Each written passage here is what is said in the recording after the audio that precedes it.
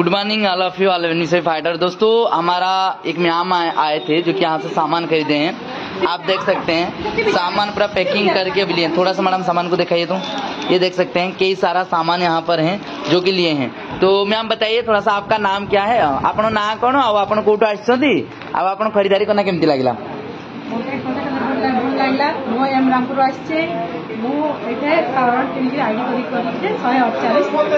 केते टका सामान किनले जे 148 टका कोन सेविंग हला 1077।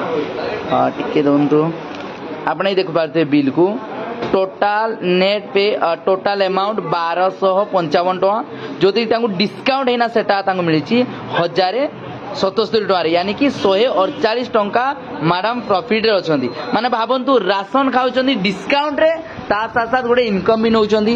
देखंतु हमर मैडम भी आइछंदी से मैडम भी हमर ठिया आइछंदी। नारी शक्ति पूरा बहुत धमाकेदार रे काम चलछि।